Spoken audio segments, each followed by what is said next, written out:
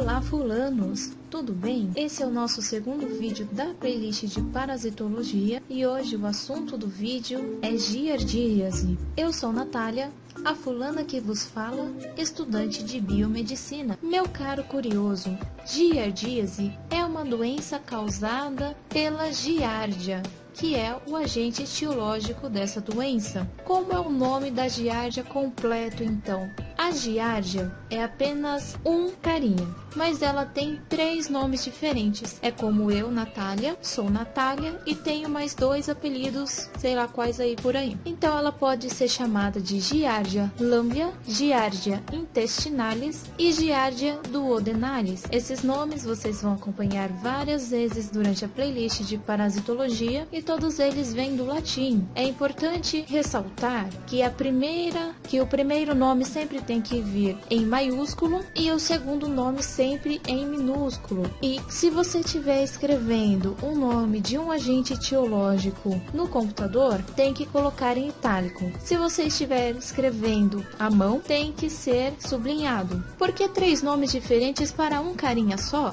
Você deve estar se perguntando. Então vamos lá. A giardia, quando foi descoberta, chamaram ela de giardia lamblia. Logo mais descobriram que ela ficava no intestino e resolveram colocar o nome dela de giardia intestinalis. Conforme os estudos foram avançando, eles perceberam que a giardia ficava no duodeno, um lugar específico do intestino. Então colocaram o nome dela de giardia duodenalis. Nenhum desses 3 nomes está errado, mas o giardia lamblia é o mais antigo e o giardia duodenalis é o mais novo. Você pode usar qualquer um que você quiser, mas é importante você saber os 3, porque na sua provinha pode cair qualquer um também. Vamos falar um pouco sobre a morfologia deste carinha aí. Isso que parecem 2 olhinhos aqui para vocês são na verdade 2 núcleos deste nosso amiguinho. Essa boquinha sorrindo de lado na verdade são os corpos parabasais. E aqui essa região que parece uma máscara perto dos olhinhos que são núcleos é o disco ventral. O disco ventral serve para aderir este parasita no seu intestino, no seu duodeno. E esses caras aqui são os flagelos. Então vamos lá. Ele tem um formato piriforme, que significa que ele tem um formato de pera. Use a criatividade agora. Ele tem 4 pares de flagelos. Lembrando que isso que vocês estão vendo na telinha de vocês é o nosso parasito no formato de trofozoito. O que é um trofozoito? É o formato que o parasito fica quando ele está em condições favoráveis e também para sua reprodução. Agora o que nós vamos ver é o cisto deste parasita. O cisto dele é o formato que ele fica quando as condições não são muito favoráveis e também é a forma infectante da doença, o que significa que se você acabar ingerindo um trofozoito, você não vai ficar doente. Mas se você ingerir um cisto,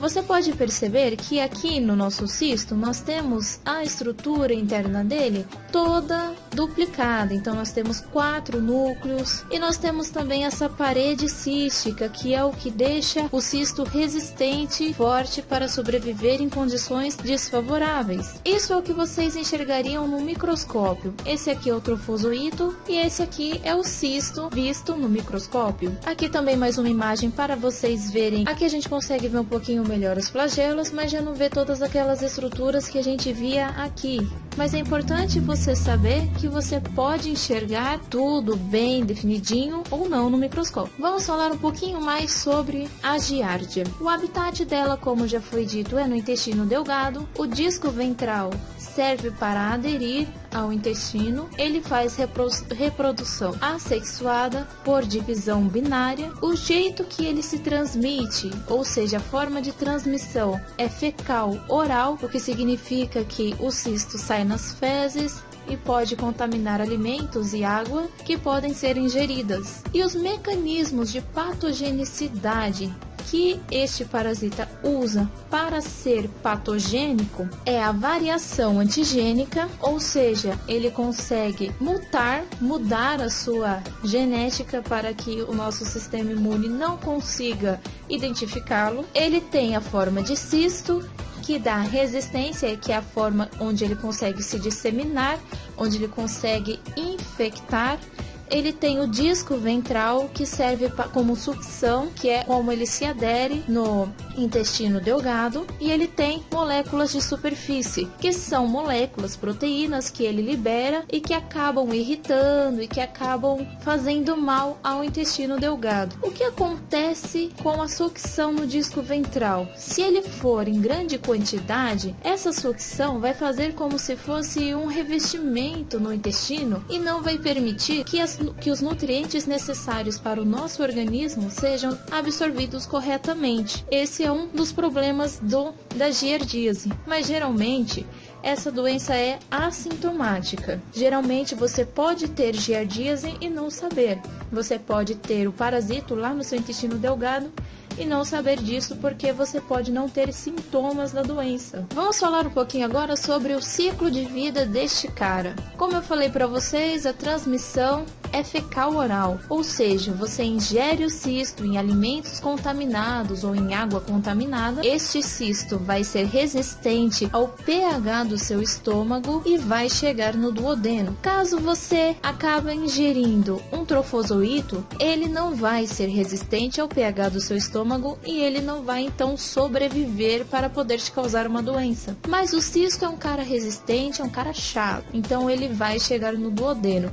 E quando ele chegar aqui em condições favoráveis, ele vai virar trofozoito. E como trofozoito, ele vai se reproduzir e ele pode acabar te dando algum sintoma. Conforme a coisa vai acontecendo, ele vai chegar a sair do seu organismo pelas fezes e neste momento ele pode contaminar novamente alimentos e água. E este então é o ciclo de vida da giardia. Eu espero que vocês tenham gostado. Continuem na playlist para saber mais sobre parasitologia e bora aprender juntos?